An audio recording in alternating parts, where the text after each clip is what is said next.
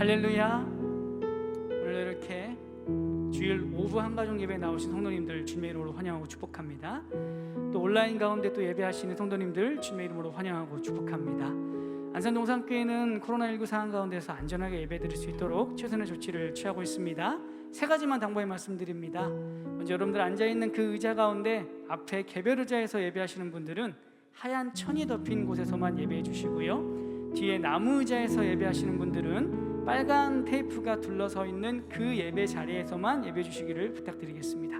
그리고 마스크는 나가시기 전까지, 이 예배당을 나설 때 전까지 절대 벗지 않고 예배해 주시고요, 퇴장하실 때는 안전거리 유지하시면서 안전하게 퇴장해 주시면 감사하겠습니다. 오늘도 하나님께서 우리의 예배를 받으시고 계실 줄 믿습니다. 우리를 예배자로 이 현장 가운데, 그리고 온라인, 핸드폰, 또 TV, 컴퓨터 앞에 서게 하신 그 이유가 분명히 있을 줄 압니다. 우리의 믿음을 보시고 그 믿음 가운데 일하실 하나님을 우리가 기대하며 이 시간 이 예배 가운데서 오직 주님만 바라보기를 소망합니다. 우리 믿음으로 찬양하며 나아갑니다.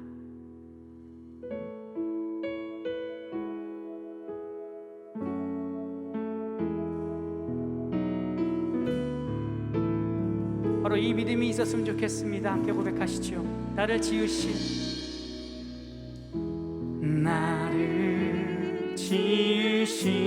주님,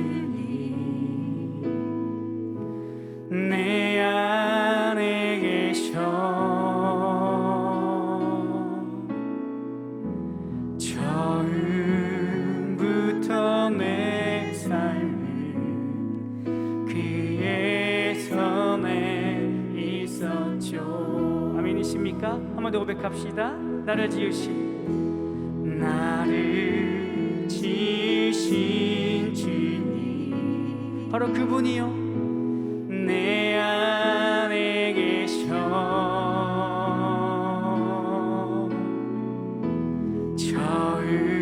처음부터 내 삶은 그의 손에 있었죠. 내 이름 아시죠? 내 이름 아시죠? 내 모든 생각도,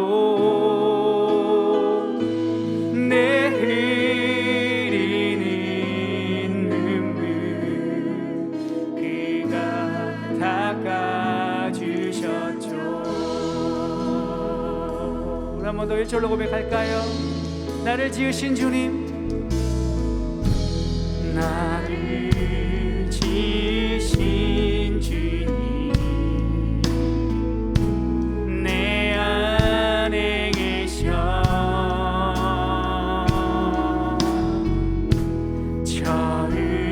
처음부터 내 삶은 그의 손에 있었죠. 바로 그분이요, 내 이름 아십니다.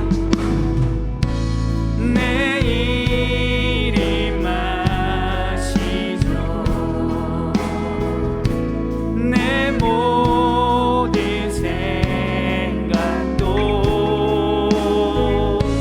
내 흐르는 눈물 그가 닦아주셨죠. 내 이름 아시죠? 내 이름 아시죠? 내 모든 생각도,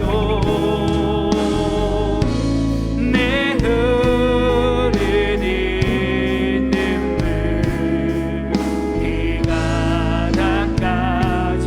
2절로 믿음으로 선포합니다. 그는 내 아버지,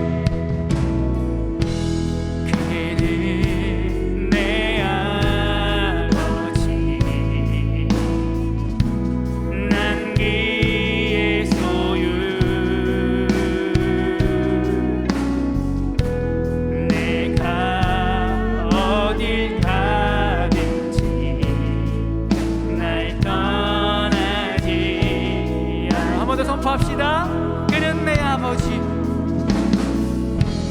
그는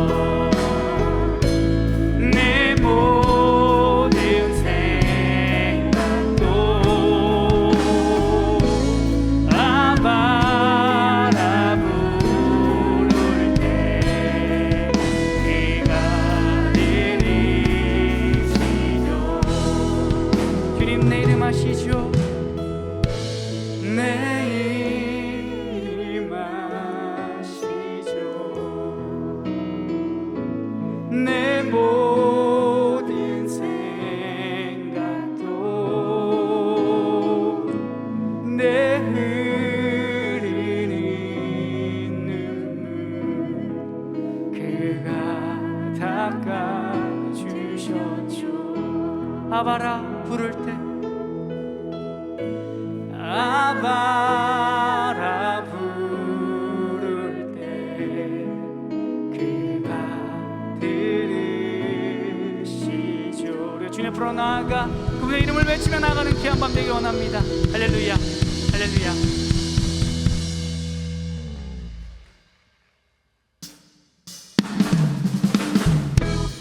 할렐루야. 우리 박수치면서요 기쁜 마음으로 주님 앞에 나아갑시다. 찬송가 430장입니다. 주님과 함께 동행하는 것이 어떤 삶인지를 우리 입으로 고백하며 기뻐합시다.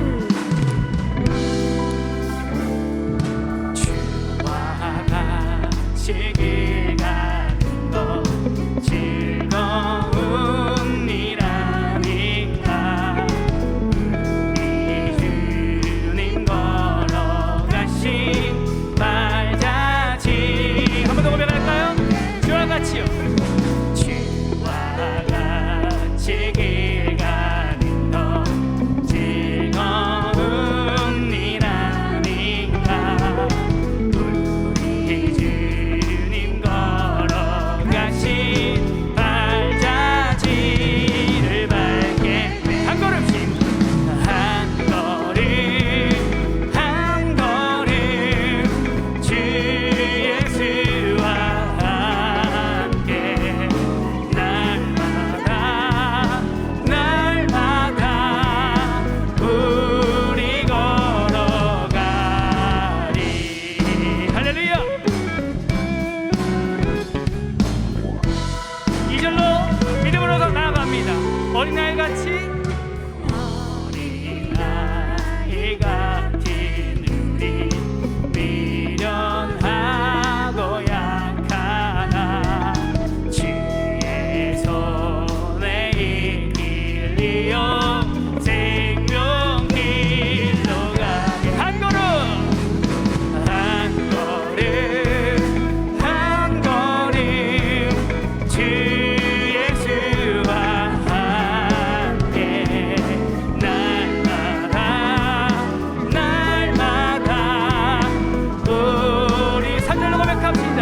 꽃이 피는 꽃이 피는 들판이나 험한 골짜기라도 주가 인도하는 대로 주와 같이 가게 한 걸음 한 걸음 한 걸음 주 예수와 함께 날마다 날마다 우리 걸어 한 걸음 한 걸음 한 걸음 한 걸음 주 예수와 함께 날마다 날마다 우리 걸어가리.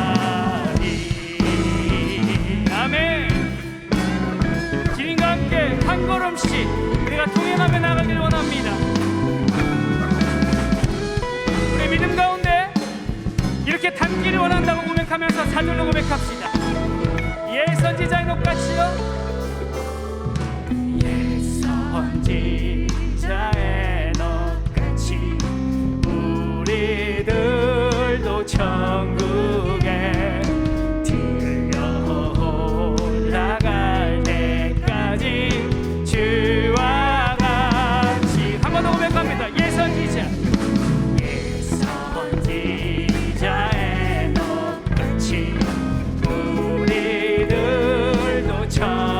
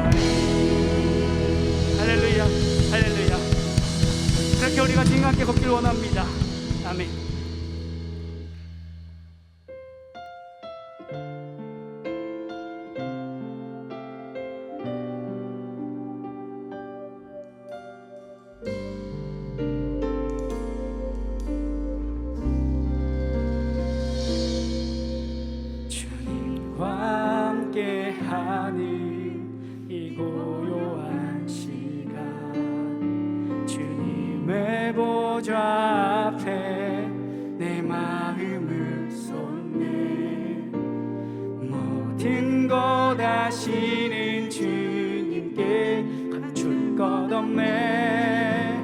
내 마음과 정성 다해 주 바라나이다. 주님과 함께하는 이 고요한 시간 주님의 보좌 앞에 내 마음을 쏟네. 모든 것 아시는 주님께 감출 것 없네. 내 마음과 정성 다해 주 바라나이다. 온 마음 다해 사랑합니다. 온 마음 다해 주 알기 원하네. 내 모든 삶 당신 것이니 주만 섬기리. 온 마음 다해. 이절로 고백합니다. 나 염려하지 않아도요, 염려하지 않아도 내 쓸 것 아시니. 나 오직 주의 얼굴 구하게 하소서. 다리에 알 수 없을 때라도 감사하며 날마다 순종하며 주 따르오리다. 나 염려하지 않아도, 나 염려하지 않아도 내 쓸 것 아시니. 나 오직 주의 얼굴 구하게 하소서.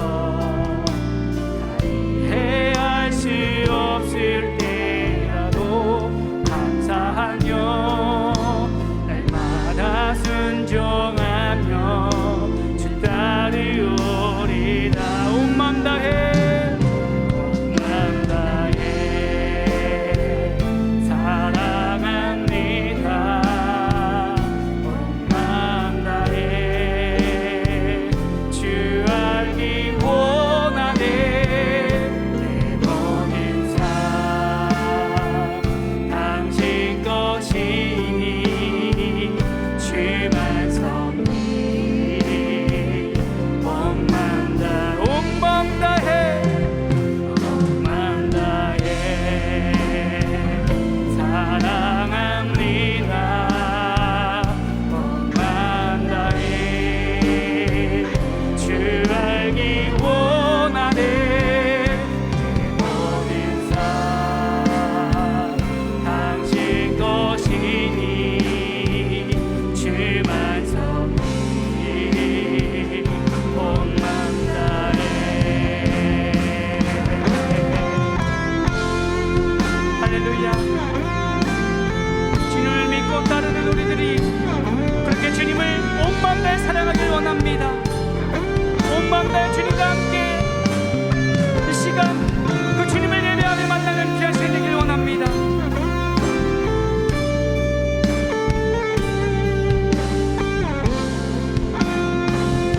우리 함께 고백합시다. 온 맘 다해, 온 맘 다해 사랑합니다. 온 맘 다해 주 알기 원하네. 내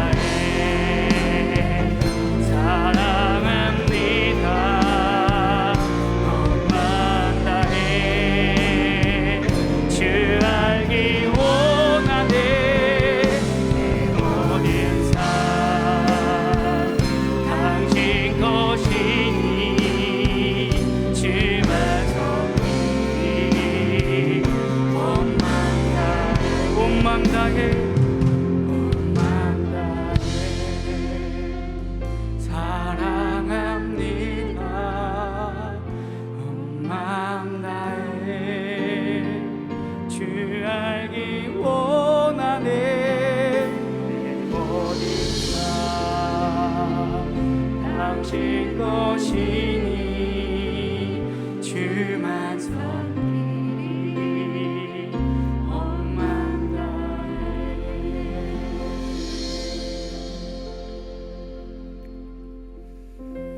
하나님, 그렇습니다. 정말 우리의 온 마음을 다하여서 하나님을 경배하고 하나님을 만나기를 원합니다. 하나님, 이 시간에 저희들을 기억하여 주시고 저희들을 향하여서 하나님 눈길을 나타내 주시옵소서. 하나님의 손을 나타내 주시옵소서. 하나님, 우리가 살아가고 있는 오늘 이 시대가 하나님 믿음이 전혀 괜찮지 않는 시대를 살아가고 있습니다. 주님, 그리하여서 우리가 온 마음을 다하여서 믿음 불패, 결코 패하지 않는 믿음을 간절히 사모하며 오늘 이 시간 하나님 말씀 앞에 예배 자리에 나왔사오니 하나님, 우리를 향하여서 하나님 은혜와 긍휼의 손길을 나타내 주시옵소서.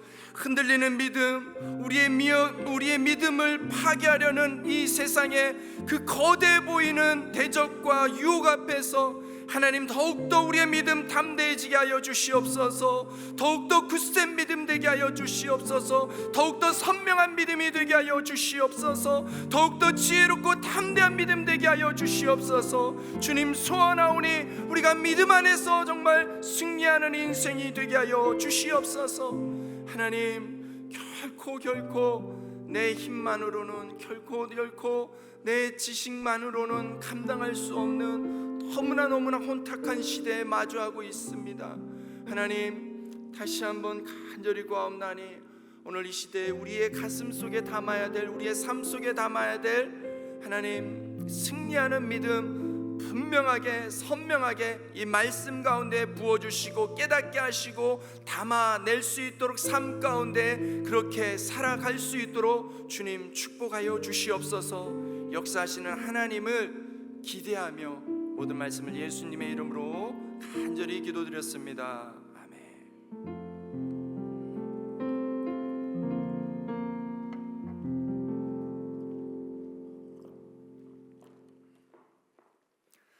하나님, 오늘도 그렇게 일하시고 우리에게 승리하는 믿음 주실 줄로 믿습니다. 오늘 말씀은, 함께 은혜 받을 말씀은 히브리서 11장 5절에서 6절의 말씀입니다. 주보에 조금 오타가 있었습니다. 수정되었음을 참고해 주시고요. 히브리서 11장 5절에서 6절입니다. 신약성경 365쪽입니다. 우리 짧은 본문이니까 같이 한 목소리로 읽겠습니다. 믿음으로 에녹은 죽음을 보지 않고 옮겨졌으니 하나님이 그를 옮기심으로 다시 보이지 아니하였느니라. 그는 옮겨지기 전에 하나님을 기쁘시게 하는 자라 하는 증거를 받았느니라. 믿음이 없이는 하나님을 기쁘시게 하지 못하나니 하나님께 나아가는 자는 반드시 그가 계신 것과 또한 그가 자기를 찾는 자들에게 상 주시는 이심을 믿어야 할지니라. 아멘. 믿음, 우리가 믿음 불패라는 시리즈로 이제 이 말씀 시간을 연속해서 갖고 있습니다. 오늘 그 두 번째 시간으로 믿음은 동행입니다. 한번 제목이니까 한번 따라해 보시겠습니까? 믿음은 동행입니다. 시작. 믿음은 동행입니다. 네. 사랑하는 여러분, 믿음으로 충만하시기 바랍니다. 믿음 불패, 무슨 뜻이죠? 믿음에는 실패가 없다라는 거예요. 그러니까 믿음은 반드시 승리한다. 여러분, 우리가 갖고 있는 믿음이 이런 믿음이에요. 반드시 승리하는 믿음. 여러분 안에 이 믿음 분명히 있으시죠? 날마다 승리하고 계신 거죠? 한 번 더 물어보면 이 대답 소리가 더 줄어들 것 같아요. 우리 모두가 정말로 그러고 싶잖아요. 그죠? 날마다 승리하는 삶. 와, 오늘도 이겼네, 오늘도 승리했네. 그런 뿌듯함을, 그런 그 성취감을 좀 누리고 싶은데 그것이 참 쉽지가 않습니다. 분명히 다 같은 믿음 생활을 하는 것 같은데 어떤 분은 정말 날마다 승리하는 것 같아요. 그런 분도 있는 반면에 또 어떤 분은 어떻습니까? 승리보다는 실패할 때가 더 많은 것 같습니다. 그런 거 보면은 저마다 가지고 있는 믿음이 다 다른가? 라는 생각이 들기도 합니다. 그렇다면 여러분은 어떤 믿음을 갖고 있습니까? 여러분의 믿음은 무엇이라고, 또 어떤 거라고 이렇게 여러분의 그 믿음을 설명할 수 있습니까? 우리 그리스도인들이 참 많이 쓰는 단어가 믿음이라는 단어이지만 정작 믿음에 대해서 각자가 다르게 이렇게 표현할 때가 많습니다. 사실 믿음이라는 단어는 좀 추상적인 단어잖아요. 그 어떤 실체나 형태로 이야기하기가 좀 막막한 게, 막연한 게 있다 보니까는 그냥 막연하게 또 쓰게 되는 단어가 아닌가 싶습니다. 그런데 여러분, 정말 믿음이라는 것이 그렇게 추상적이기만 할까요? 눈으로 보이지 않고 손으로 만져지지 않는다고 해서 추상적인 거라고 그렇게 단정해도 될까요? 여러분, 이번 주 제가 말씀 묵상했던 구절이 데살로니가 전서예요. 데살로니가 전서에 보면 이 믿음에 대해서 믿음의 역사라고 표현을 합니다. 그냥 믿음이 아니라 믿음의 역사라고 표현합니다. 여기서 역사라는 단어는 원어적인 의미로는 어떤 일이나 행위, 이러한 것을 의미하는 단어예요. 그러니까 믿음 이러면 뭔가 마음에서만 일어나는, 보이지 않게 마음에서만 일어나는 어떤 의지나 결단처럼 여겨지지만, 그래서 추상적인 거라고 생각될 수 있지만 사실 믿음이라는 것은 역사라는 거예요. 어떤 일이고 어떤 행위, 아주 구체적인 행동을 일으키고 일을 만드는 것이 곧 믿음이라는 것입니다. 이렇게 생각해 볼 수 있는 것이죠. 우리가 뭔가를 막 살아가면서 순간마다 결정하고 선택하고 판단하는 경우가 되게 많잖아요. 우리가 뭔가를 선택하고 뭔가를 행동을 하는데 그 안에는 뭐가 보이지 않는 것 같지만 우리의 믿음이 담겨져 있다는 것입니다. 그러니까 이 말은 믿음과 행위는 결코 분리되지 않는 거라는 거예요. 우리가 어떤 행동을 한다면 그 안에는 그 행위를 일으키는 믿음이 작용하고 있다는 뜻입니다. 여러분, 오늘 이 자리 현장에 나오신 여러분들, 여기 이 시국에 현장까지 오는 데 있어서 결코 쉽지 않은 어떤 선택, 어떤 판단, 어떤 결정을 하셨잖아요. 그게 무엇의 영향을 받고 있습니까? 내 안에 있는 그 믿음의 영향을 받고 있는 거예요. 오늘 쉬고 싶은데 온라인으로 함께 하시는 우리 귀한 오부 한가족 성도님들, 온라인상으로 예배드리는 성도님들, 여러분 좀 눕고 싶고 좀 쉬고 싶은데 여러분 그런 것들 과감하게 결단하고 뿌리치면서 오늘 이 온라인으로라도 내가 이 예배를 드리리라라는 그 믿음의 결단을, 행동을 하고 계신 것이죠. 그러므로 나의 믿음이 어떤지는 나의 행위를 통해서 드러나고 또 증명되는 것입니다. 우리가 잘 아는 믿음의 사람들을 생각해 봐도 믿음은 곧 행함과 연결된다라는 것을 알 수 있습니다. 우리 지난주에 김정원 목사님 통해서 들었던 아벨의 믿음 하면 뭐가 떠오르세요? 예배하는 믿음이라고 말할 수 있습니다. 우리가 앞으로도 보게 될 말씀이지만 아브라함의 믿음하면 또 무엇이 떠오르십니까? 어딘지도 모르고 갈 바를 알지 못한 채 순종하며 떠날 수 있었던 믿음, 아니면 아들까지도 기꺼이 바친 믿음이라고 말할 수 있을 것입니다. 그 유명한 또 바울의 믿음은 뭐라고 표현할 수 있을까요? 바울의 믿음은 아마 복음을 전하는, 멈추지 않고 복음을 전하는, 선교하는 믿음이라고 말할 수 있습니다. 이렇게 믿음은 행함과 아주 구체적인 행함과 연결되기 때문에 믿음은 결코 막연하고 막막한 것이 아니라 다양하고 아주 구체적으로 나타난다는 사실입니다. 여러분, 다시 한번 묻겠습니다. 그렇다면 여러분은 어떤 믿음을 갖고 계십니까? 여러분의 믿음은 무엇이라고, 또 어떤 거라고 설명하고 표현할 수 있겠습니까? 그런 차원에서 우리가 몇 주 동안 진행할 이 믿음 불패 시리즈를 통해서 내가 어떤 믿음을 가졌는지, 내 믿음을 어떻게 키워나갈 것인지를 함께 생각해 보려고 합니다. 그래서 오늘은 지난 시간에 이어서 오늘은 에녹의 믿음을 함께 살펴볼 건데, 에녹의 인생을 통해서 과연 우리가 본받아야 될 믿음은 무엇인지 함께 나누며 또 은혜 받는 시간이 되시길 바랍니다. 히브리서 11장 6절 말씀에서 오늘 본문에서 이렇게 시작을 합니다. 믿음으로 에녹은 죽음을 보지 않고 옮겨졌습니다. 여러분, 믿음으로 에녹은 죽음을 보지 않고 옮겨졌습니다. 죽음을 보지 않고 옮겨졌습니다. 벌써부터 은혜가 되지 않습니까? 죽지 않았답니다. 에녹은 믿음 때문에 죽음을 보지 않고 하늘로 직행한 사람이에요.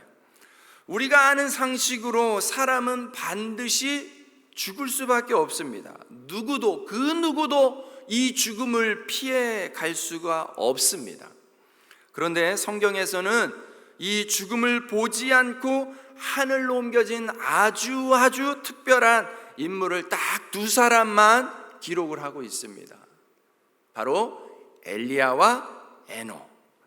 이 수천 년의 역사 속에서 딱 두 명밖에 없는 일이니까 이 일이 얼마나 특별하고 대단한 일입니까? 그들의 인생이 정말 특별해 보일 수밖에 없습니다. 여러분, 엘리야의 인생을 한번 생각해 보시기 바랍니다. 엘리야의 인생 얼마나 드라마틱하고 대단한 장면이 많습니까? 엘리야는 혼자서 바알 선지자 무려 450명과 대결을, 목숨을 건 대결을 펼쳤습니다. 하늘에서 불이 떨어져야 하는 대결을 펼치는데 거기서 엘리야가 이겨버리지 않습니까? 엘리야가 기도하면요 하늘에서 막 불이 떨어집니다. 또 엘리야가 작정하고 기도하면 하늘에서 아무것도 안 내려요. 지독한 가뭄까지도 일어나게 돼요. 반대로 엘리야가 막 기도하면, 간절히 기도하면은요 또 비가 막 알맞게 또 내리는 거예요. 정말 엘리야 같은 사람, 엘리야는 범상치 않은 대단한 사람 같습니다.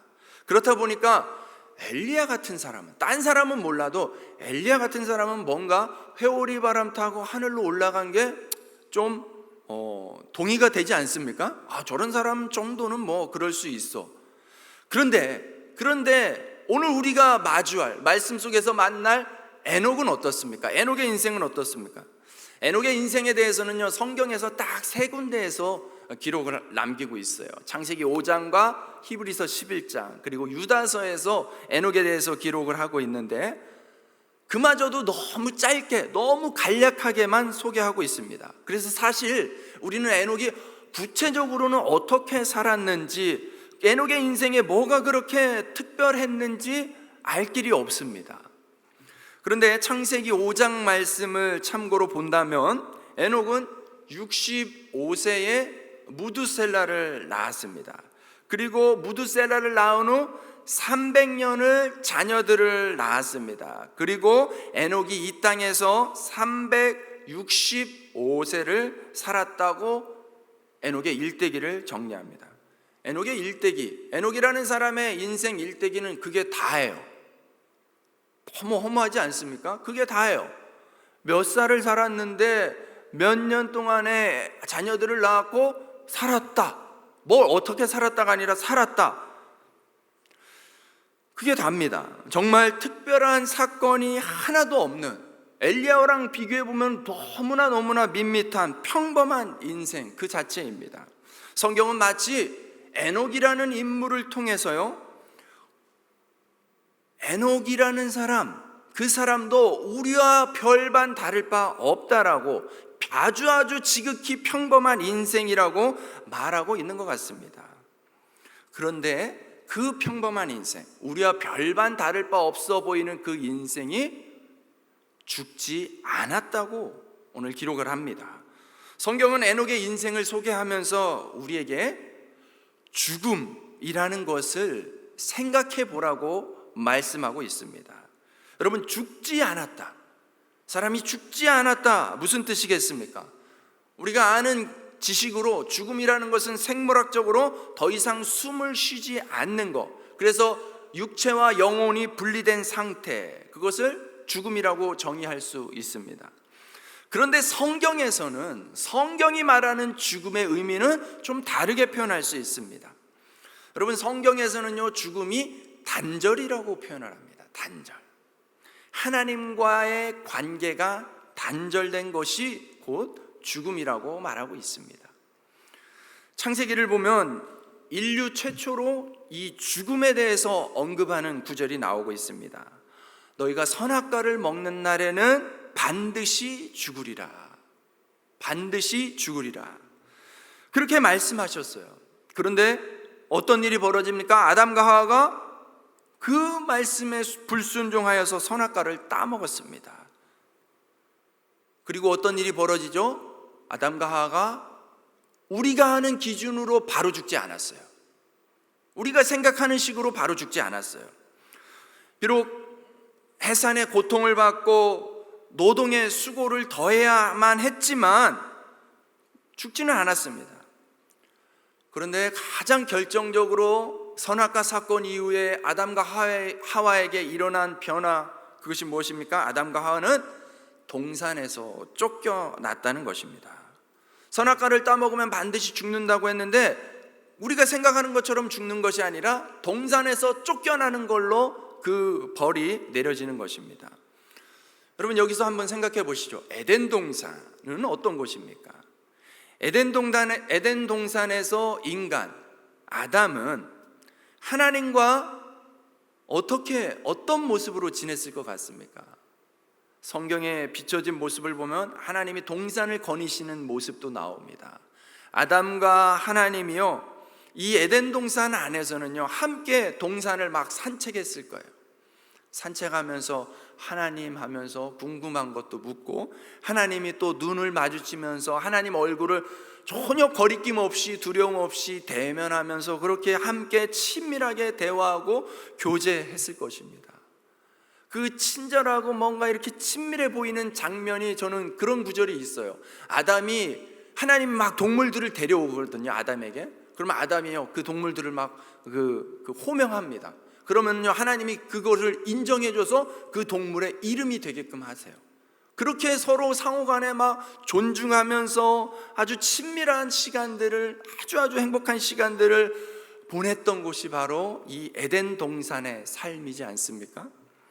인류 역사상 가장 편안하고 가장 친밀하게 하나님과 마주 볼 수 있었던 때입니다. 그런데 그런 삶을 누렸던 그 동산에서 추방되었다는 것입니다. 에덴 동산에서 추방되었다는 것이, 이 형벌이 곧 무엇을 의미하는 것입니까? 하나님과의 이런 에덴 동산에서 마음껏 누렸던 교제가 이제는 끊어졌다는 것이죠. 하나님과의 관계가, 하나님과의 그 친밀함이 완전히 끊어져 버렸다는 것입니다.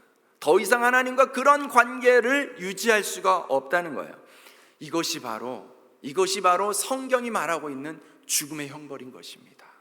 너희가 반드시 죽으리라라는 그 죽음은 바로 이렇게 내려진 것입니다. 죽음은 육신적인 죽음을 넘어서 생명이신 하나님과의 관계가 단절되어 버린, 끊어져 버린 것이 곧 죽음인 것입니다. 선악과 사건 이후 인류의 가장 큰 형벌이 바로 하나님과의 관계가 단절되어서 이제는 더 이상 하나님의 뜻을 우리가 헤아리기가 참 어렵습니다. 하나님과 마음껏 통할 수가 없습니다. 성경은 이런 차원에서 우리가 죄와 사망의 권세 아래 놓여져 있다고 그렇게 이야기를 하고 있습니다. 그러므로 사랑하는 여러분, 우리가 만일 지금도 여전히 하나님과 뭔가 교제를 못하고 있다면, 하나님과 단절되어서 하나님의 뜻이 도대체 뭐야? 하나님의 뜻을 알지도 못하고 하나님의 뜻에 관심도 없다면, 여러분, 지금도 여전히 죽어 있는 것입니다. 살아있는 것 같지만 죽은 자와 같은 모습이 바로 이와 같은 상태가 아니겠습니까? 사랑하는 여러분, 여러분의 영적인 상태는 어떻습니까? 하나님과 교제하고 계십니까? 하나님과 잘 연결되어 있는 것 같습니까?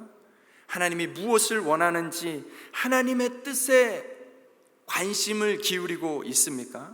오늘 이 말씀에 비추어서 내가 죽어 있는 상태는 아닌지, 내가 좋아하는, 내가 원하는 것에만 치우쳐서 파묻혀서 하나님의 뜻과는 전혀 상관없는 인생을 살아가고 있는 건 아닌지, 그런 영적인 죽어 있는 상태는 아닌지 오늘 자신을 한번 돌이켜 볼 수 있기를 바랍니다. 창세기 5장에서 에녹의 인생은 정말 특별할 것 없이 간단하게 소개하지만 그래도 에녹의 인생의 그 특징을 본다면 에녹이 왜 죽음을 보지 않고 하늘로 옮겨질 수 있었을까, 그 이유에 대한 힌트를 주고 있습니다.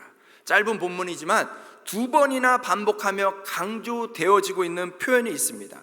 창세기 5장 22절과 24절 말씀인데요, 제가 한번 읽어드리면, 무드셀라를 낳은 후 300년을 하나님과 동행하며 자녀들을 낳았으며 에녹이 하나님과 동행하더니 하나님이 그를 데려가심으로 세상에 있지 아니하였더라. 아멘. 하나님과 동행하며 하나님과 동행하더니, 여러분 이 짧은 구절에 이 두 번이나 반복되고 있습니다.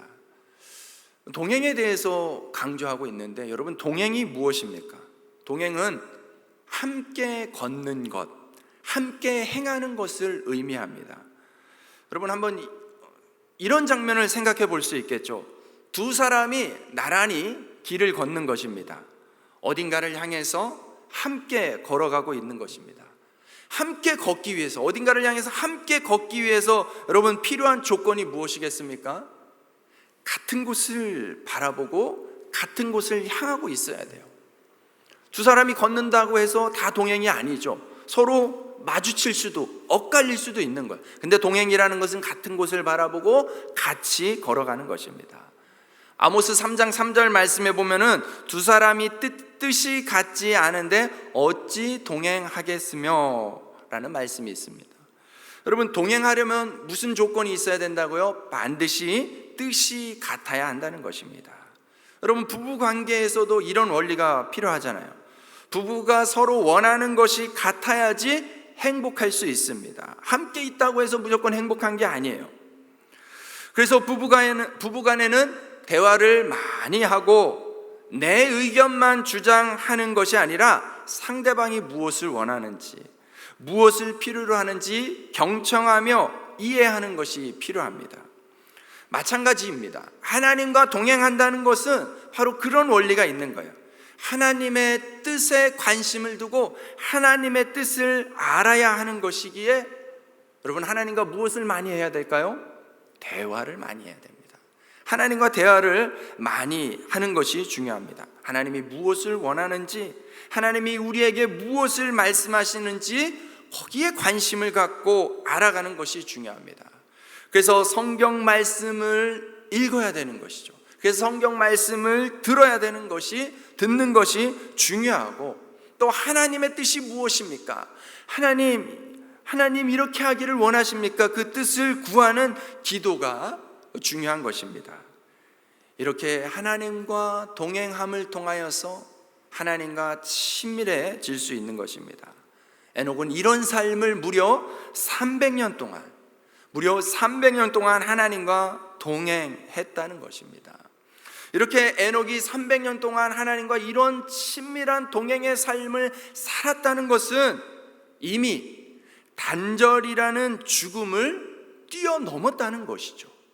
아담 이후 우리에게, 인간에게 주어진 형벌, 하나님과 단절되는 그 형벌을 에녹은 이 300년의 삶을 통하여서 이미 뛰어넘고 극복했다라고 말씀하고 있는 것이죠.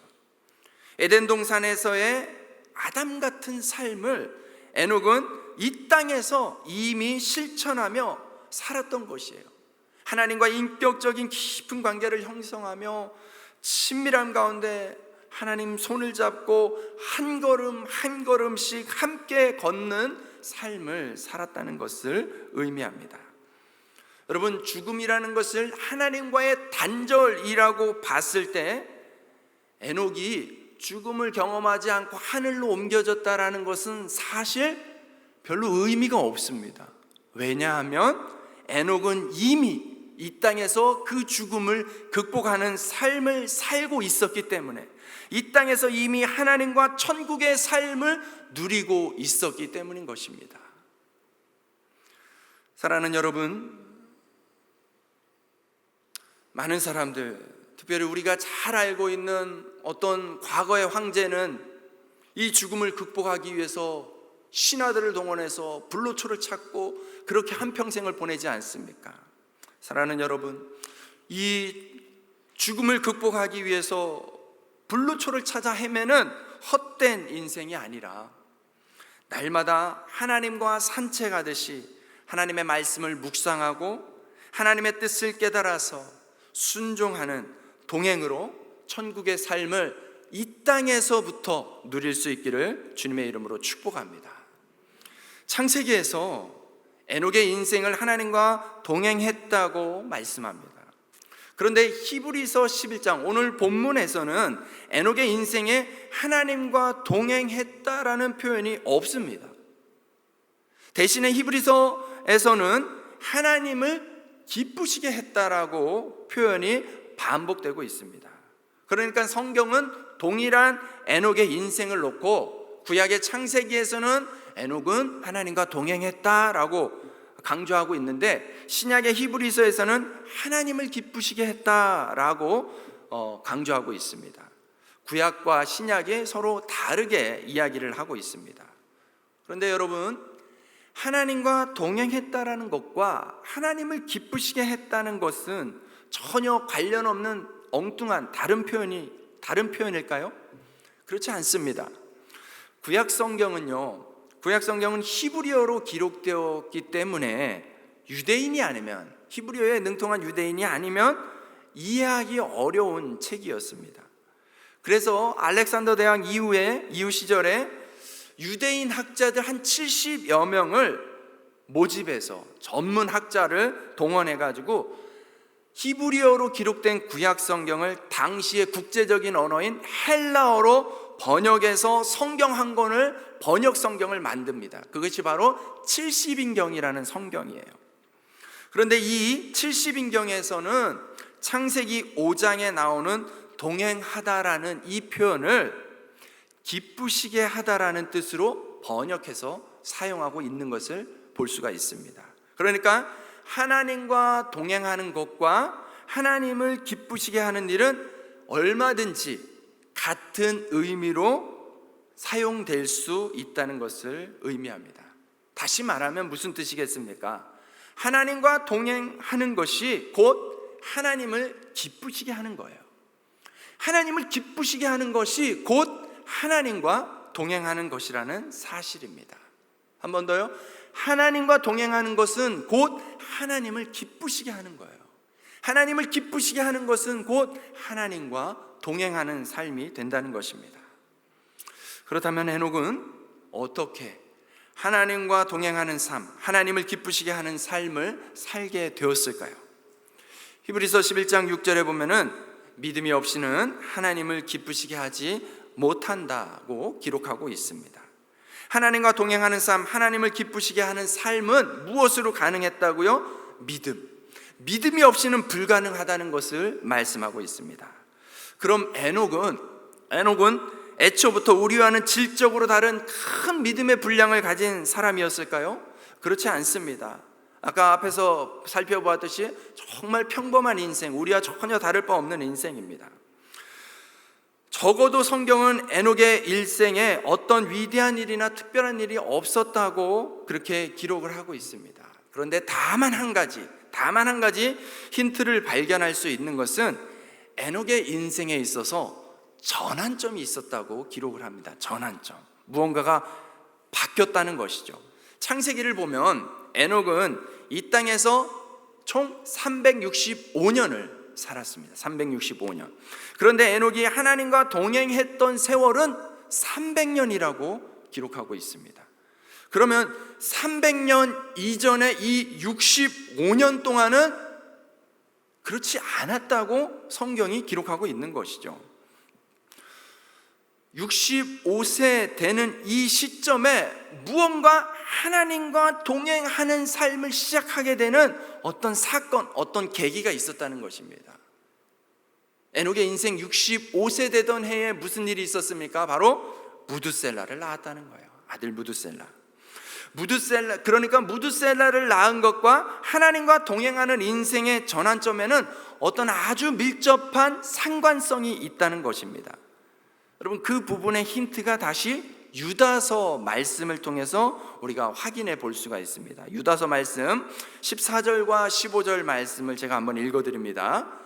아담의 7대 손 에녹이 이 사람들에 대하여도 예언하여 이르되 보라, 주께서 그 수만의 거룩한 자와 함께 임하셨나니 이는 무사람을 심판하사 모든 경건하지 않은 자가 경건하지 않게 행한 모든 경건하지 않은 일과 또 경건하지 않은 죄인들이 주를 거슬러 한 모든 완악한 말로 말미암아 그들을 정죄하려 하심이라. 아멘.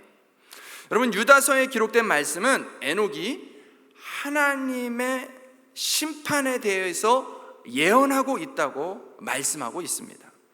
당시의 사람들이 경건하지 않은 사람들이며 경건하지 않은 사람들이 경건하지 않은 일, 완악한 말로 하나님께 죄를 짓고 있다라고 당시의 시대상을 고발하고 있습니다. 그런데 유다서에서는 당시의 죄성을 너무 완곡하게 표현하고 있는데 이 시대와 어느 정도 시대가 연결되어지는 노아 시대의 시대상으로 표현을 해보자면 노아 시대, 노아 당시의 그 시대상의 사람들이 어떠했냐면 사람의 죄악이 세상에 가득했고 사람들이 생각하는 모든 계획, 무엇을 생각하든 모든 계획, 모든 생각들이 항상 악하여서 하나님이 사람 지으셨음을 한탄했던 시대라고 기록을 하고 있습니다. 사람들이 끊임없이 끝을 알 수 없게끔 죄의 죄를 거듭하고 있는, 끝을 알 수 없는 그 죄된 멸망과 타락의 모습들을 보면서 하나님이 한탄할 수밖에 없는 그 암울한 시대, 그 시대를 노아가 또 에녹이 살아내고 있는 것입니다. 그러니까 하나님이 참을 만큼 참으셔서 이제는 심판의 때가 가득했다는 사실을 에녹이 깨달았다는 거예요. 그러므로 에녹의 인생의 전환점, 인생의 변화는 이 하나님의 심판과 관련되어 있다는 것입니다.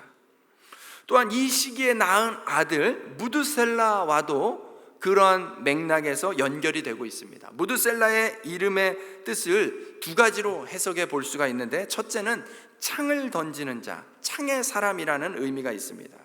고대 이스라엘 그 부족 사회에서는요, 창을 던진다는 것은 곧 죽음을 의미하는 어떤 행위였어요. 그러니까 아이를 낳았는데 아이의 이름을 지금 뭐라고 부르고 있는 거예요? 죽음아라고 부르는 거예요. 죽음아. 그 사랑스러운 아이에게 죽음아 죽음아 이렇게 부른다는 것은 결코 정상적이고 일반적인 상황이 아니라는 거예요. 아이의 이름을 이렇게 부를 수밖에 없는 어떤 특별한 불가피한 상황이 있었다는 것을 우리가 충분히 상상해 볼 수가 있습니다. 또 무두셀라 그 자체, 문자 자체적으로 의미를 해석해 본다면 무두가 죽는다는 의미로 해석이 가능하고 셀라는 보내다라는 의미로 해석이 가능합니다. 그러니까 이 사람이 죽을 때에 내가 심판을 보내겠다는 그러한 계시가 반영된 이름이라고도 해석할 수 있는 이름이 바로 이 무두셀라라는 거예요. 두 가지 다, 무두셀라라는 이름의 해석에 대한 이 두 가지 다 이 무두셀라의 죽음과 세상의 심판이 관련되어 있다라고 생각해 볼 수 있는 것이죠. 그래서 실제로 무두셀라가 죽는 해에 정확히 일치하게 노아의 홍수 심판이 일어나게 되는 것입니다. 그렇습니다. 하나님은요, 에녹에게 하나님이 곧 심판하실 것이라는 계획을 미리 알려주셨어요. 어떻게 했는지는 모르겠지만 알려주셨어요. 너무나 분명하고 선명하게 알려주셨어요. 에녹이 분명하게 깨달았습니다. 하나님의 심판이 정말 가까웠구나. 그리고 그 심판의 신호였던 이 무드셀라를 이 땅에 생명으로 보내셨던 것입니다. 하지만 여러분, 이 무드셀라의 특징이 뭡니까? 969살, 세상에서 가장 오래 산 사람입니다. 그 말을 이 심판의 맥락 속에서 이해를 해본다면, 무드셀라가 죽으면 하나님의 심판이 곧 임하는 것이기 때문에 하나님은요, 무드셀라를 가장 할 수 있는 한 세상의 모든 인간 중에 가장 오래 살게 하셨어요. 그 말은 곧 하나님이 작정하신 심판을 하루라도, 1년이라도 더 연기하고 미루셨다라는 사실이에요. 하루만 더 기다려보자, 1년만 더 참아보자고 오랜 세월을 하나님이 참고 기다리신 것입니다. 그만큼 하나님은 우리가 심판의 대상이 아닌 용서요, 구원의 대상으로 돌아오기를 간절히 원하고 계시다는 사실입니다. 어쨌든 에녹은 이 시점부터 하나님이 심판하실 것이라는 사실을 분명하게 인식하고 하루하루 하나님과 동행하는, 목숨 걸고 하나님과 동행하는 삶을 살기 시작했습니다. 에녹이 마음에 두고 살았던 것처럼 결국 하나님이 세상을 심판하시는 날, 공의로 재판하시는 날은 오고야 말았습니다. 잘 알듯이 노아의 홍수 심판 사건이 우리에게 분명한 증거가 되고 있습니다. 사랑하는 여러분, 이 에녹의 시대와 동일하게 오늘 우리에게도 약속된 말씀이 있습니다. 반드시 하나님이 또다시 완전히 심판하시는 그때가 분명히 우리에게 예고되어 있습니다. 하나님께서 세상을 공의로 심판하실 최후의 날이 분명히 있다고 말씀하고 있습니다. 우리가 정확한 날짜와 시간을 알 수는 없습니다. 하지만 그날은 분명히 정해져 있고, 더 분명한 사실은 그날이 하루하루 더 가까워지고 있다는 사실입니다. 사랑하는 여러분, 우리는 기억해야 합니다. 이 땅을 살아가는 하나님의 백성들인 우리 모두는 바로 이 주님의 최후의 심판날, 공의로 온 세상과 사람들을 재판하시는 날이 반드시 온다는 것을 기억하며 그 심판의 때를 염두에 둔, 그리고 준비하는 인생을 살아가야 될 줄로 믿습니다. 에녹은 심판의 날을요, 두려움으로만 기다리지 않았다는 사실이 오늘 우리가 깨달아야 되는 중요한 포인트인 것 같아요. 오히려 그날에 우리에게 상 주실 하나님을 기대하면서 기다렸어요. 하루하루 하나님과 동행하고 하나님을 기쁘시게 하는 모습들로 채워나갈 수 있었던 것은 그날을 기대했기 때문에 가능했던 것입니다. 히브리서 11장 6절 이렇게 말씀합니다. 하나님께 나아가는 자는 반드시 그가 계신 것과 또한 그가 자기를 찾는 자들에게 상 주시는 이 심을 믿어야 할지니라. 반드시 그가 계신 것과 자기를 찾는 자들에게 상 주시는 이 심을 우리는 믿어야 될 줄로 믿습니다. 여러분, 여기서 찾다라는 단어는요, 간절히 구하다, 갈망하다라는 뜻이 있습니다. 그러니까 전적으로 믿었던 것이죠. 전적으로 믿고 온전히 헌신하고 갈망했다는 거예요. 여러분, 에녹이 믿었던 그 사실이 무엇입니까? 눈에는 보이지 않지만 하나님이 분명히 살아 계시다는 것을 믿었습니다.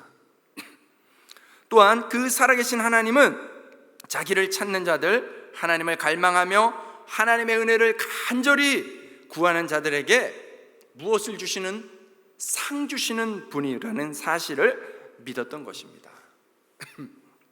그리고 이 믿음 때문에 세상의 모든 사람들이 하나님과 멀어지는, 죄악이 가득한, 하나님이 한탄하는 그런 절망의 시대를 살아가면서도 세상에 흔들리지 않고, 세상의 대적에 굴하지 않고, 협박에 굴복하지 않고 하나님과 온전히 동행하며 온전히 하나님을 기쁘시게 하는 삶을 살아낼 수 있었다는 사실입니다.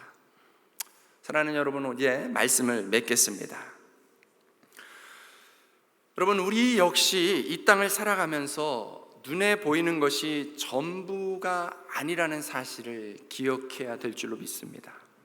눈에는 보이지 않아도 하나님은 분명히 살아계시며 하나님께서 세상을 공의로 심판하실 날이 날마다 가까워진다라는 사실을 여러분 마음속에 기억하며 그날에 내게 상 주실 하나님을 기쁨으로 만나기 위해 오늘도 내일도 하나님의 뜻이 무엇인지에 초점을 맞추고 하나님께 묻고 하나님의 말씀을 들음으로 하나님과 동행하고 하나님을 기쁘시게 하는 믿음의 사람들로 살아갈 수 있는 동산의 모든 성도님들 되시길 주님의 이름으로 축복합니다. 우리 그러한 믿음과 소망을 담아서 이 시간에 같이 찬송가 430장입니다. 주와 같이 길 가는 것 즐거운 일 아닌가 우리 기쁨으로 찬양하겠습니다.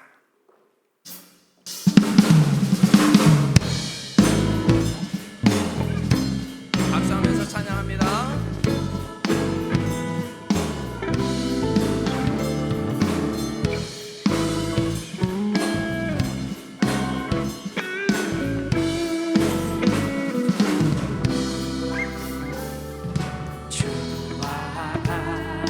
길 가는 것 즐거운 일 아닌가 우리 주님 걸어가신 발자취를 밟게 한 걸음 한 걸음 주 예수와 함께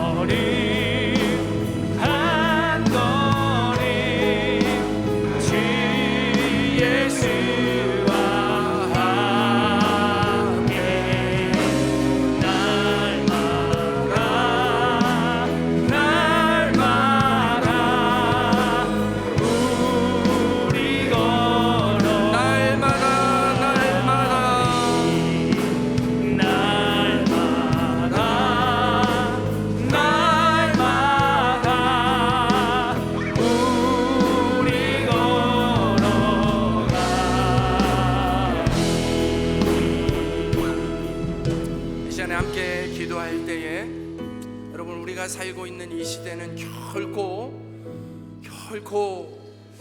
우리의 믿음을 환영하는 시대가 아니죠.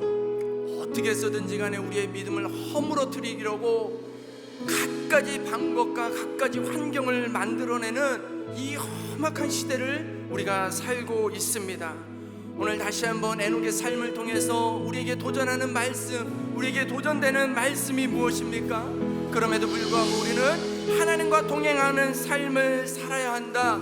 하나님이 약속하신 그날을 바라보면서 하나님과 동행하는 삶을 살아야 한다. 세상의 풍조는 하나님과 단절되어 살아가지만 우리는 하나님의 뜻을 알기 원합니다. 하나님의 뜻에 순종하기를 원합니다. 하나님과 연결되어서 영적인 죽음을 이기고 믿음 불패의 삶을 살게 하여 주시옵소서. 주님 찾고 기도합니다.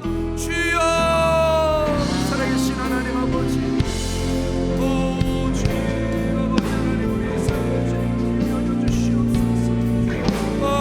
주님 아버지 하나님, 우리를 불쌍히 여겨 주시옵소서. 아버지 하나님, 험악한 시대, 하나님이 한탄하는 시대가 되어가고 있습니다. 하나님의 한탄이 차오르기 전에, 아버지 하나님 그때가 차오르기 전에 하나님, 오늘 우리가 다시 한번 결단하며 하나님 우리의 인생을 하나님 다시 한번 고쳐나가기를 원하오니 아버지 하나님, 내 인생의 전환점 되게 하여 주시옵소서. 오직 하나님과 동행하게 하여 주시옵소서. 하루하루를 하나님과 동행하며 살아가게 하여 주시옵소서. 우리 안에 있는 이 죄악의 그 저주 아래서 하나님과 단절되어버린 아버지 하나님, 죽음의 형벌 가운데 있는 인생들을 불쌍히 여겨 주시옵소서. 아버지 하나님, 우리 인생이 다시 한번 하나님의 죽음을 뛰어넘게 하여 주시옵소서. 하나님, 죽음의 자리에서 옮겨지게 하여 주시옵소서. 하나님 아버지, 믿음으로 오직 이 일이 가능하오니 아버지 하나님, 살아계심을 믿게 하여 주시고 믿음의 눈을 열어서 보게 하여 주시옵소서. 아버지 하나님 아버지, 믿음으로써 우리에게 상 주시는 하나님을 바라보게 하여 주시옵고 아버지 하나님, 소망하며 결단하며 살아가게 하여 주시옵소서. 하나님이 영적인 죽음을 이기게 하여 주시고 하나님 아버지 하나님, 소원합니다. 믿음 불패 승리하는 믿음의 삶을 살게 하여 주시옵소서. 승리하는 믿음의 삶을 살게 하여 주시옵소서. 전능하신 하나님이시여 구하옵나이다. 하나님의 은혜를 구하오니 아버지 하나님 부어주시옵소서. 주님 은혜를 부어주시옵소서. 하나님, 빼앗긴 우리의 마음을 다시 한번 잡아주시어서 사로잡아 주시어서 아버지, 세상의 것이 아니라 세상의 부귀영화가 아니라 하나님의 뜻에, 하나님 기뻐하시는 뜻에 하나님 우리의 마음과 생각이 집중되게 하여 주시고 순종하게 하시고 하나님과 동행하고 하나님과 대화하는 삶을 하루하루 날마다 살아가게 하여 주시옵소서. 아버지 하나님, 역사하여 주시옵소서. 하나님 역사하여 주시옵소서. 아버지 하나님,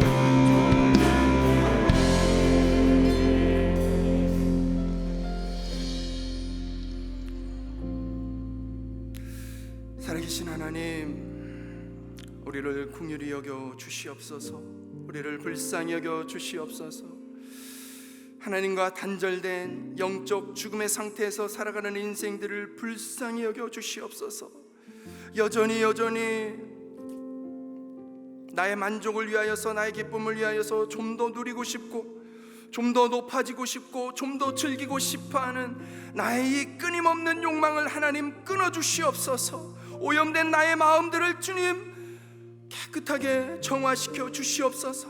그래서 하나님, 인생에 바라봐야 하는 뜻이 하나님의 뜻과 일치되게 하여 주시옵소서. 하나님과 같은 곳을 바라보게 하여 주시고 하나님과 같은 마음을 품게 하여 주시고 하나님이 기뻐하시는 것이 곧 나의 기쁨이 될 수 있도록 하나님, 내 안에 역사하여 주시옵소서. 내 안에 충만하게 하여 주시옵소서.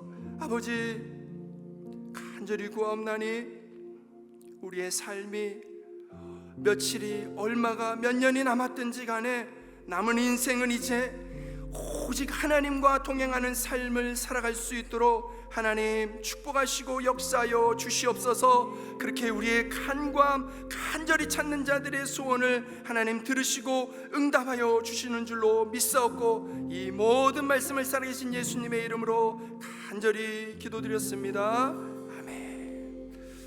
지금은 우리 주 예수 그리스도의 십자가의 은혜와 하나님 아버지의 극진하신 사랑하심과 성령님의 내조교통 충만하심이 하나님의 뜻을 구하며 날마다 하나님과 동행하기를 원하는 동산의 모든 성도들과 이 동산교회와 열방의 모든 주의 백성들 머리 위에 영원토록 함께 있을지어다. 아멘.